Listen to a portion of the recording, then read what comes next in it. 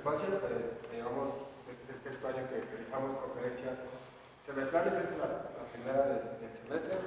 Tiene por título Bioespelotemas en cuevas volcánicas, un acercamiento al suelo subterráneo. Es impartida por el doctor Rafael López. El doctor Rafael López es investigador titular de tiempo completo del Instituto de Geología.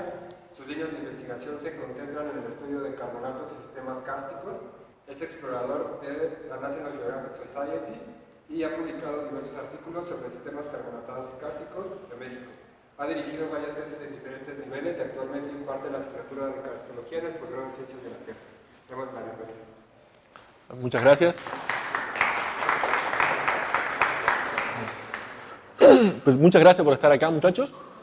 Y hoy vamos a estar hablando un poco sobre bioespelotemas.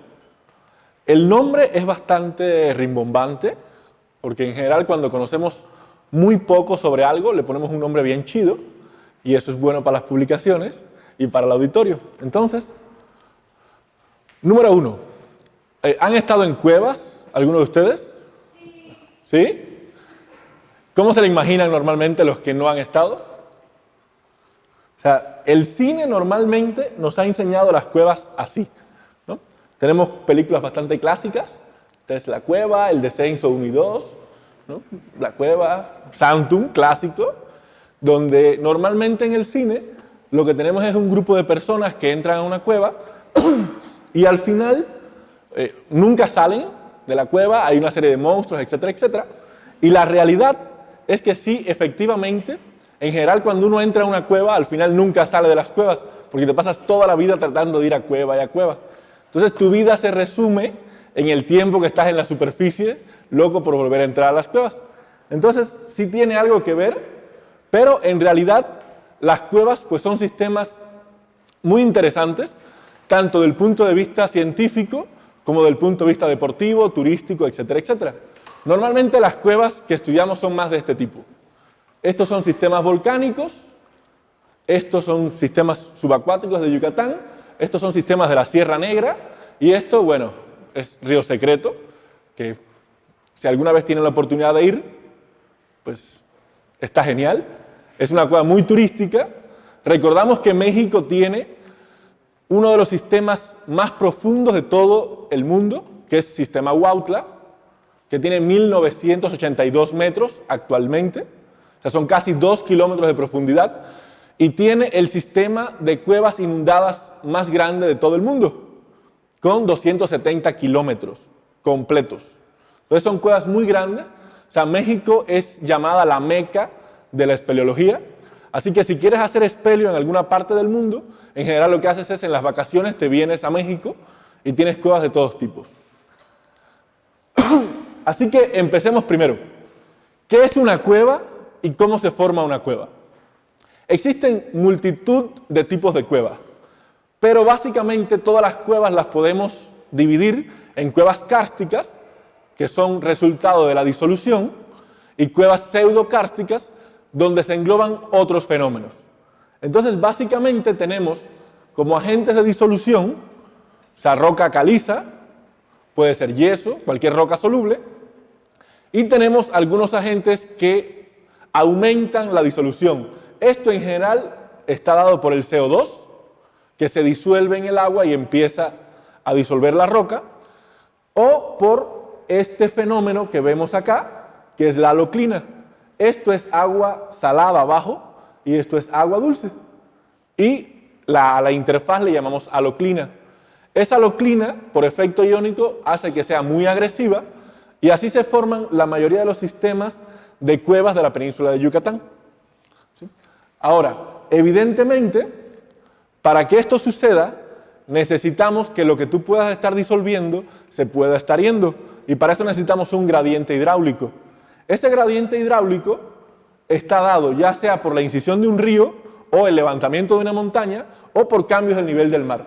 Si vemos a lo largo de los últimos 200.000 años, pues tenemos una serie de periodos glaciares e interglaciares y el nivel del mar ha ido cambiando. Por ejemplo, si vemos acá, hace aproximadamente 20.000 años, pues el nivel del mar estaba aproximadamente entre 130 a 150 metros por debajo del nivel actual, así que la plataforma está muy expuesta y tenemos gradientes hidráulicos muy altos. Pero eso es evidentemente en rocas que son solubles. De lo que vamos a hablar hoy es de un tipo de cueva que se forma por procesos volcánicos.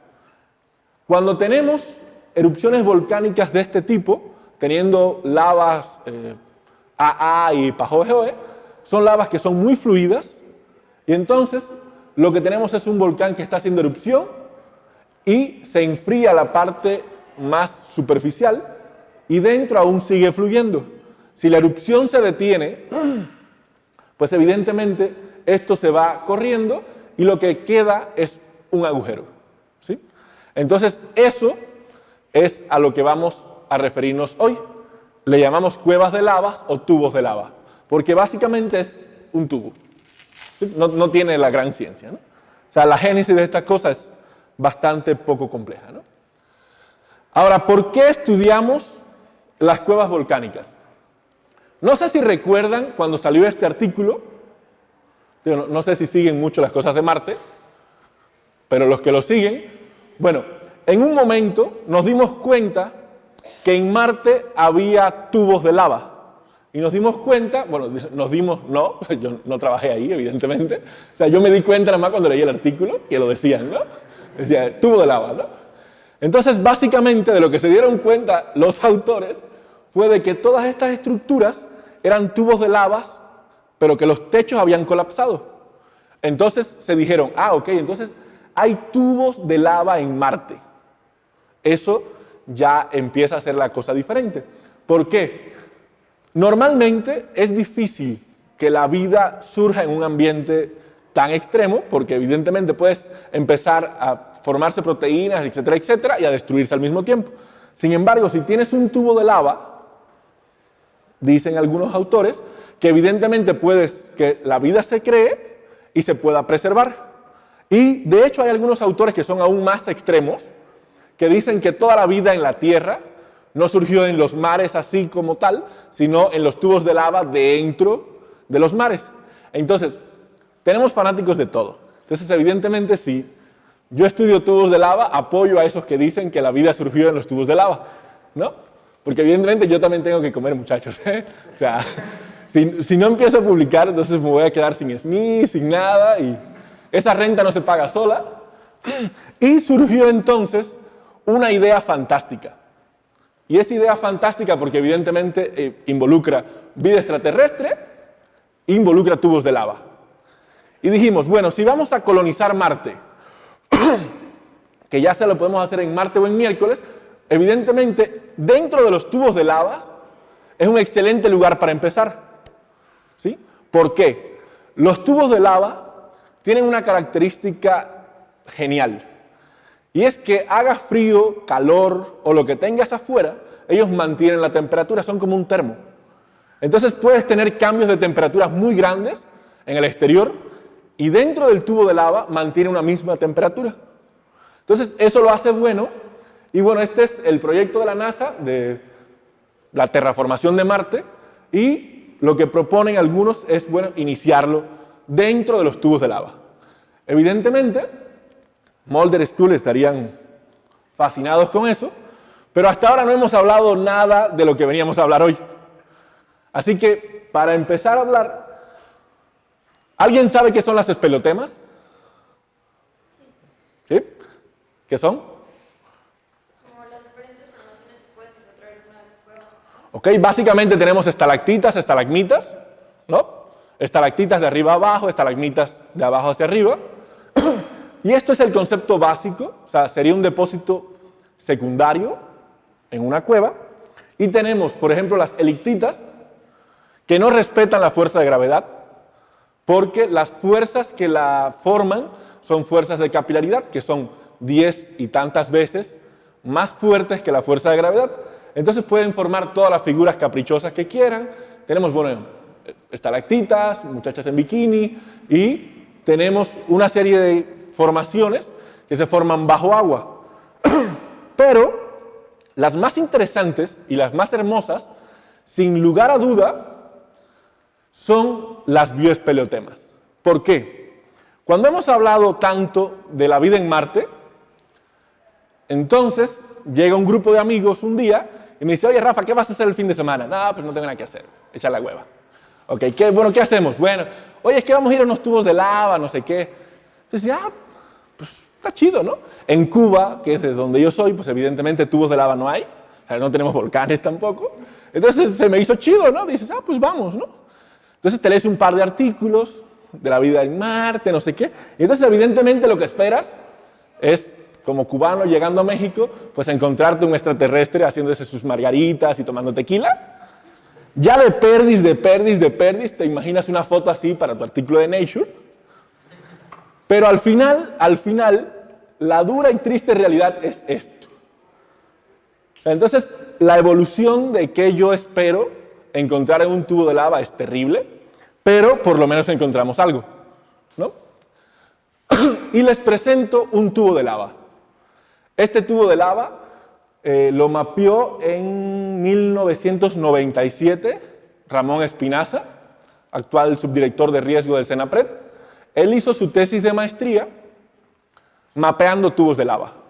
Entonces se pasó 3 años haciendo mapa de estas cosas, por aburrido que parezca.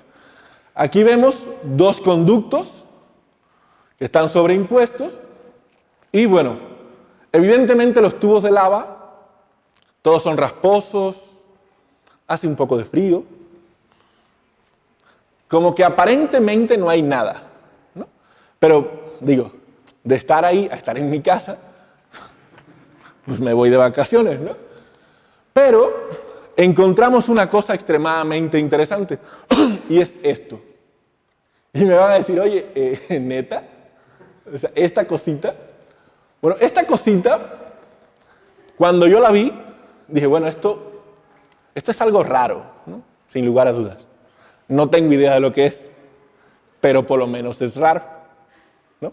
Entonces le das el beneficio de la duda, ¿no? Entonces te dices, bueno, no lo voy a muestrear ahora, vengo en la semana con todo y muestreo a ver qué es. Y bueno, así me fui a la semana, muestreamos, tomamos agua, etcétera, etcétera. Cortamos y empezamos a ver ya una estructura interesante. ¿Sí ven estos domos? Estos domos, a lo primero que te recuerda son a las microbialitas, los estromatolitos. Pero hay un problema. Los estromatolitos y microbialitas están en el agua. Y estos tubos jamás han tenido agua. O sea, toda el agua que tienen es la de la lluvia. Entonces dices, bueno, sí está chido, pero no puede ser un estromatolito, ¿no? Porque, como vamos a ver ahorita, número 1, lo pasas por difracción, métodos de rutina. Y entonces empiezas a ver que tiene esta panza, ¿no? Que si bien la panza últimamente no está de moda, para el ópalo sí. O sea, esta pancita es ópalo. O sea, no tiene estructura cristalina, es un gel, es amorfa, ¿no? Como mi panza, literalmente. Y tiene algunos picos de tridimita, monohidrocalcita, calcita. Entonces, esto empieza a ser un poco raro. Porque dices, bueno, tiene forma de estromatolito, pero es de sílice, ¿no? Entonces, evidentemente, si has leído cosas de ciencia ficción, o sea, toda persona que ha leído algo de ciencia ficción, leyó o vio alguna película donde te dice que el carbono y el silicio están cerca. Entonces, ¿por qué no puede haber metabolismos basados en silicio? O sea, son las ideas clásicas de la ciencia ficción, rusa al menos. O sea, no sé del otro lado del muro qué tal, pero por lo menos los rusos eran muy dados a esto. Entonces yo, de escuela rusa completa, digo, oye, no manches, esto ahí va mi Nature, ¿no? O sea, así Nature, aguántate. NASA, espérame que ahí te voy, ¿no? Y entonces, pues sí, tenemos ópalo A, tenemos calcita, monohidrocalcita es un mineral extremadamente raro, porque es un mineral que se encuentra en lagos, cosas así, pero vuelves a decir, está chido, pero aquí agua no ha habido ni va a haber. La porosidad es extremadamente grande. Entonces, agua imposible. Entonces seguimos, láminas delgadas, ¿no? Entonces ves una lámina delgada y dices, oye, esto, sin lugar a dudas, Si alguien ha trabajado estromatolitos alguna vez, o microbialitas en general, ¿no? ¿Nadie? ¿Saben lo que es un estromatolito? Sí. ¿Sí? ¿Alguien más? ¿Levantamos la mano? No. Ok, los estromatolitos, muchachos, tengo que decirle que son cosas fantásticas, no porque los trabaje yo, sino porque son fantásticas. Son las formas de vidas más antiguas. Son básicamente cianobacterias, arqueas, un montón de cosas que están atrapando sedimento y creciendo. Y, entre otras cosas, son las responsables de que hoy respiremos oxígeno. Porque estaría terrible estarse respirando ahora metano. Como nosotros no hacemos ni metano, génesis ni nada de eso, pues si no tenemos oxígeno, imposible. Entonces, en una buena parte, el estar aquí hoy se lo debemos a cosas así, muy antiguas, a estromatolitos. Pero el problema es que los estromatolitos que yo había visto son, por ejemplo, los de Bacalar, los de Alchichica, ¿no? Los de Cuatro Ciénagas, que han estudiado mucho, y son estromatolitos muy conocidos, ¿no? Y son de carbonato de calcio. Pero esto, muchachos, es silicio. Y entonces te dices ahí ya le pegué. O sea, le pegué a la ruta metabólica alternativa. O sea, premio Nobel, espérame que ahí voy, ¿no? Te compras el traje y dices, ahora sí. O sea, digo, tampoco voy a ir todo así, zarapastroso, a recibir mi premio Nobel, ¿no? Entonces, dije, bueno, va. Esto que ven acá es una cosa extremadamente rara. Y es un ooide microbiano. Eso es un microbio haciendo cosas alrededor y girándose. Entonces, evidentemente, como que cosas raras, que ya a microscopio óptico, pues ya, ¿no? Dices, ok, pues vamos a hacer algo más. Vamos a pintar la lámina delgada con rojo de alizarina. El rojo de alizarina es un compuesto que lo que hace es pintar el carbonato de calcio. Entonces, el carbonato de calcio se pone rojo, ¿no? Entonces, todo lo rojo que vemos es carbonato de calcio y el resto es sílice. Entonces, si bien al microscopio petrográfico es fácil determinar cuándo es carbonato de calcio y cuándo es ópalo, el problema es que cuando el carbonato de calcio, la estructura cristalina es muy pequeña, es micrita, pues ya diferenciarlo no es tan fácil, ¿no? Porque se ve como amorfo. Entonces, y bueno, evidentemente, para mi artículo del premio Nobel, una foto así se vería chida, ¿o no? O sea, contrastes, colorcitos. Entonces, ya que estamos trabajando para eso, y nos empezamos a dar cuenta que el carbonato de calcio estaba en realidad en la porosidad. O sea, la estructura era de sílice y en los espacios se rellena de carbonato de calcio con diferentes fábricas, ¿no? Entonces dijimos, bueno, ok, solamente me falta una cosa para el artículo que me va a llevar a la fama. Es una foto de microscopio electrónico. O sea, no hay premio Nobel sin microscopio electrónico, hay que aceptarlo. Las fotos de microscopio electrónico son fantásticas, ¿no? Y más si tienen estas software para ponerlas en colores, son chidas, ¿no? Entonces te dices, ok, va, ahí voy. Cuando empezamos a hacer microscopía electrónica, empezamos a ver estas estructuras. Estas estructuras son cell cast. ¿Cómo se traduciría eso? ¿Cómo? Cell cast es como moldes de células, sería la traducción, ¿no? Entonces, son moldes, o sea que ahí sí había algo orgánico. Unicelular, sin lugar a dudas, pero el problema que tenemos es que si bien sabemos que tienen tamaños de bacterias, miren esto es básicamente un EPS, ¿no? O sea, son bacterias que están viviendo, entonces empiezan a soltar esta baba, que es sustancia extracelular, ¿no? Ese polímero feo, asqueroso, que hace baboso, que lo tocas y ¡ácala!, ¿no? O sea, ¿han tocado algún tapete microbiano alguna vez? Asqueroso. Sin lugar a dudas. Bueno, esa cosa asquerosa es el EPS. Y justamente lo que estamos viendo acá es cómo el EPS está organizado por capas. O sea, tengo una comunidad de bacterias, arqueas viviendo en un lugar, llega un evento que las silicifica y las que sobreviven pasan arriba. Y las que van abajo, partes van muriendo, pero tienen estas interconexiones y a veces está descrito en la literatura que el ópalo, las comunidades de bacterias de más arriba, la usan como fibra óptica y pasan información sobre el ópalo, que es una fibra óptica literalmente. ¿Sí?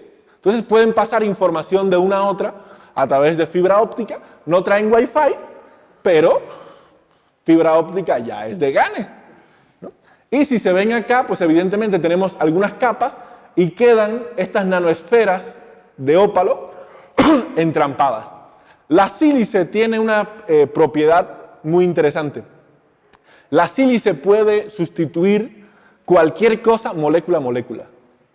Por eso los árboles silicificados, usted puede estudiar casi célula a célula, porque la deja completamente intacta.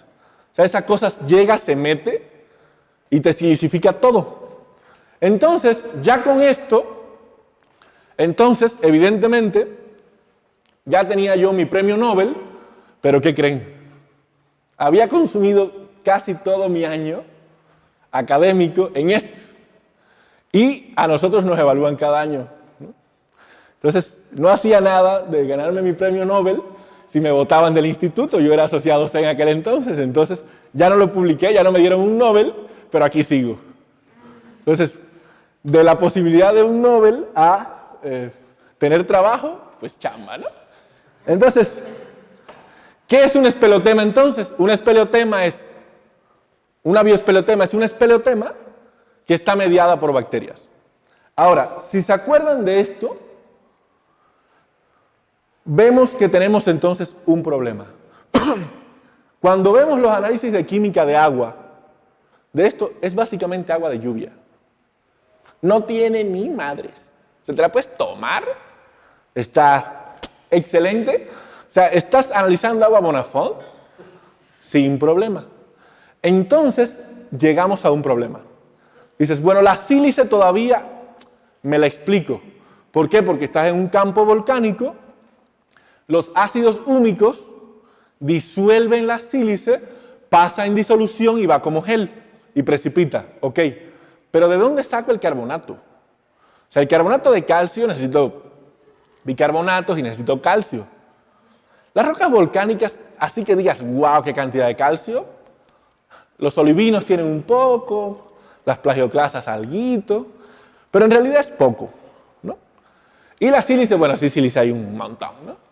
Entonces, el primer problema es explicar cómo una cosa tiene dos minerales que necesitan condiciones diferentes para precipitar. ¿Qué condiciones necesita el carbonato de calcio para precipitar? pH 8 para arriba. ¿Sí?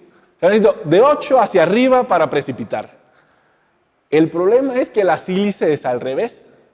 La sílice precipita en cosas ácidas. Entonces necesito como de 5 para abajo, ¿no? Pero el pH de esto está en 7. O sea, ni para ti ni para mí. O sea, ni precipito calcita, ni precipito sílice. ¿Sí? Entonces, solo hay una explicación. Ahora sí que como alienígenas ancestrales, solo hay una explicación para esto, ¿no? Porque además, si pasa el año y no publico, estoy en un problema, hay que dar una explicación rápida, urgente.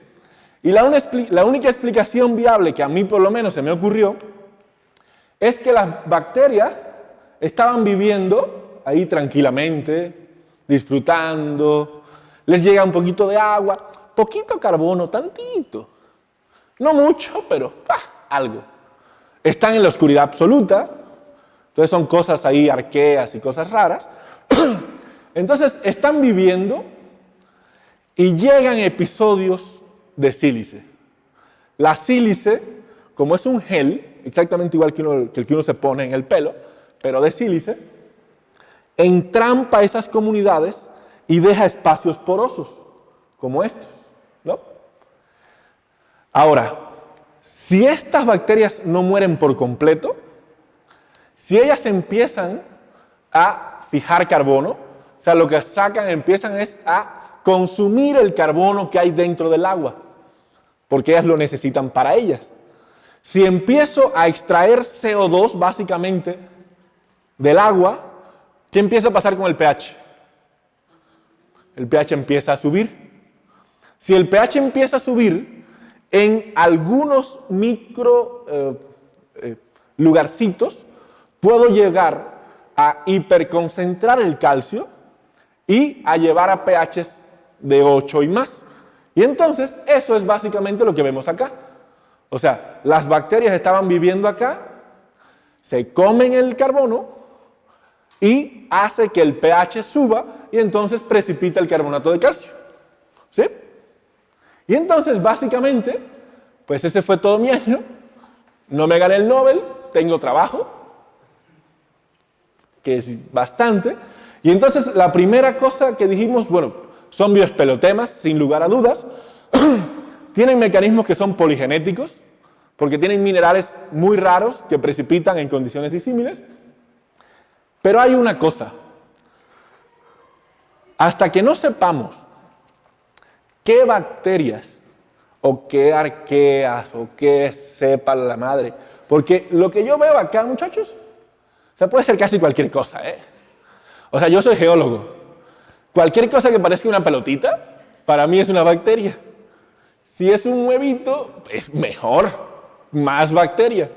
Pero evidentemente los biólogos dirán, este cabrón está aquí aberrante, diciendo que es una bacteria, ¿cómo se le ocurre? Si mira, cualquier persona lo hubiese visto y sabe que es una arquea. Pero cuando yo estaba en la prepa, que fue la última biología que recibí, las arqueas no existían. O sea, teníamos los reinos de antes, muchachos, ¿no? Entonces, para mí, sigue todo es bacteriano, ¿no? O eres virus o eres bacteria, ¿no? Entonces, evidentemente, a esto que le llamamos bacteria, tal vez no sean bacterias. ¿Qué son? No tenemos idea. Y entonces nos dimos a una tarea ardua. Dijimos, vamos a secuenciar. Porque evidentemente, que se vea que hay varo. O sea, secuencia, échale secuencias. Bueno, el 98% de todo lo que logramos secuenciar no está asignado a nada.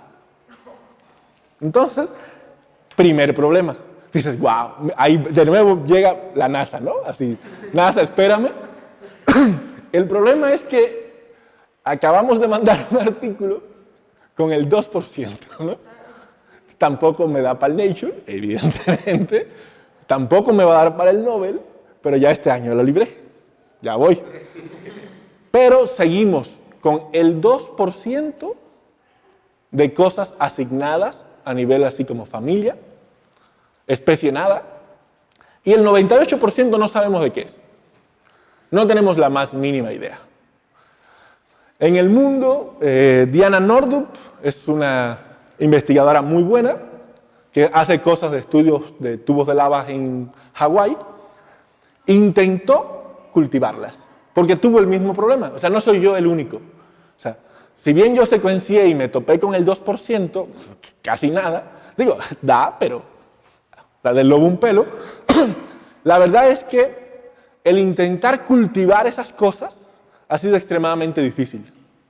Entonces seguimos a nivel mundial solamente conociendo entre un 0.5 y máximo un 2% de la comunidad microbiana que existe en estos sistemas de cuevas. Una cosa, el mismo 2% que hay en México no es el mismo 2% que hay en Hawái, no es el mismo 2% que hay en Azores, o sea, son cosas diferentes, o sea, paleogeográficamente se separan, pero seguimos sin poder completar un mecanismo. No tenemos qué mecanismos, ahora sí que biológicos, hacen, qué grupos fijan carbono, qué grupos se dedican más a la sílice o metanogénesis, a la pirita, a sulfatorreducción. No sabemos absolutamente nada.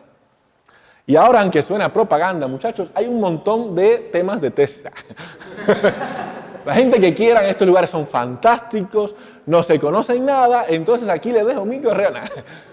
Bueno, lo que quiero hacer en realidad hoy más que nada, más que mi plática de que si son biospelotemas o no, lo que quiero hacer es darles a entender que México es un país megadiverso. No, mentira, mentira.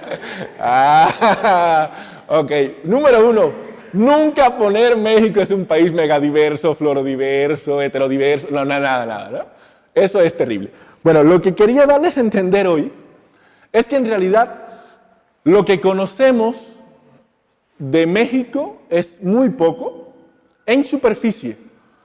Debajo de la superficie no conocemos casi nada. ¿Sí? De todos los kilómetros que hay de tubos de lavas mapeados en México, solamente Chimalacatepec tiene 26 kilómetros. De todo eso, hay un artículo que es este y un artículo que mandamos ahora para publicación con una secuenciación, una muestra, y de esa muestra un 2%. Eso significa que no conocemos absolutamente nada. Sin embargo, ya uno está un poco viejo y tampoco es que le dé la vida para tanto, ¿no? Así que ustedes, que son las nuevas generaciones, pues tendrán que enfrentar el reto de tratar de conocer todos los misterios sobre los cuales estamos caminando. Entonces, ojalá les guste, ojalá les haya gustado la plática, fue bastante simple, pero pues ojalá las tesis, cosa importante con las tesis. O sea, si usted empieza a hacer una tesis con esto, si entras en contacto con la sílice, ¿se acuerdan que dijimos que la sílice puede hacer una sustitución molécula-molécula? Ojo, si van a hacer una tesis con esto, no se pueden fosilizar, porque si no, estamos en un problema. El problema de los tesistas actuales es que quieren el premio Nobel en la tesis de licenciatura, y no. Tienen que echarle, muchachos. Yo llevo más años y lo sigo luchando, ¿no? Entonces, no nos fosilicemos, no entremos en contacto con la sílice y, pues, si están interesados en hacer estudios sobre este tipo de cosas, hay varios grupos actualmente en la UNAM que están haciendo cosas de este tipo, tal vez no exactamente en los tubos de lava, pero hay grupos acá que están trabajando 4 ciénagas, espero que un día se nos unan y empiecen a hacer trabajos en tubos de lava. Hay microbiólogos de ciencias del mar, hay del Instituto de Geología, y como ven aquí hay para todo, ¿no? Podemos hablar de este tipo de cosas, incluso yo, que la última biología la recibí hace muchos años. Y mi profesora ni bióloga era, pobrecita, pero hizo su mejor esfuerzo. Entonces, pues muchas gracias. ¿Alguna pregunta?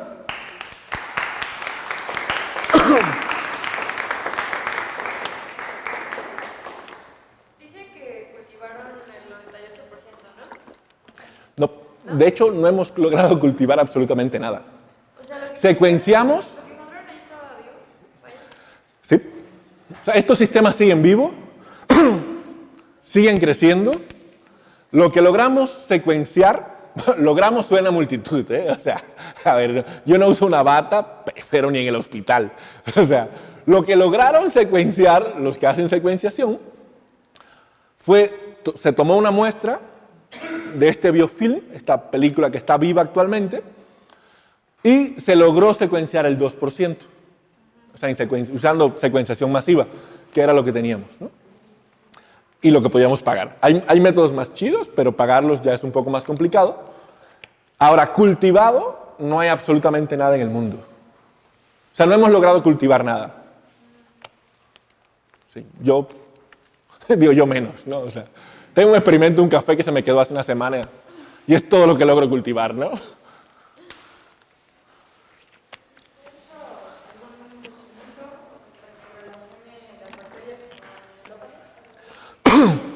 Los fechamientos son un problema.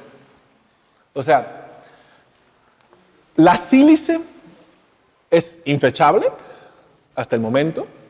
El carbonato de calcio se pudiera fechar por uranio torio, pero los sistemas volcánicos tienen un serio problema. Hay un montón de torio, pero es torio detrítico, del mismo sistema. Entonces, si tienes cantidades muy altas de torio, fecharlos es complicado. Lo intentamos, le metimos un montón de dinero y no salió. Tenemos torio así torio para todos, ¿eh? Y uranio poquito. Entonces, no.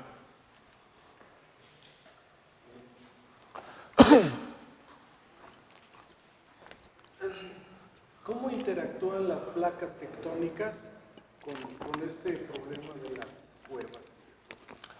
Buenísima pregunta. Depende qué tipo de cueva.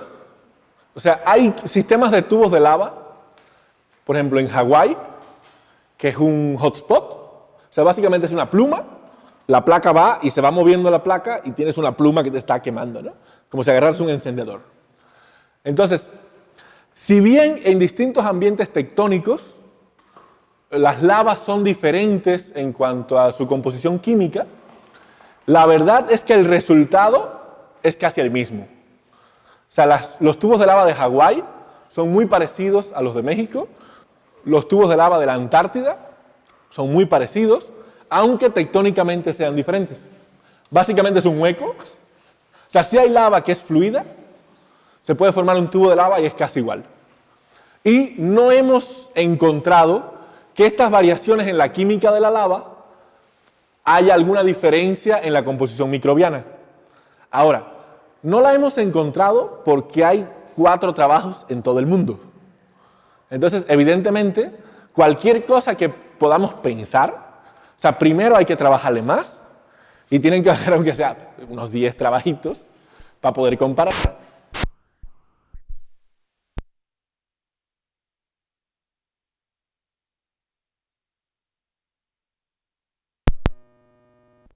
El 99% no es asignable a nada, entonces no tienes nada.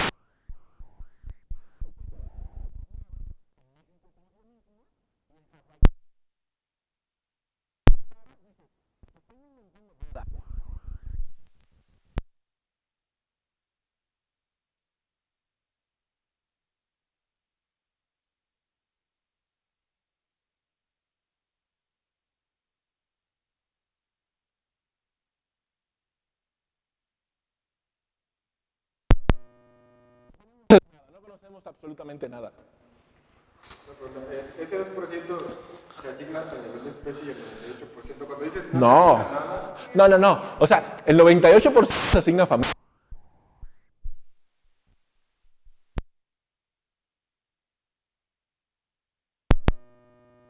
No es nada que...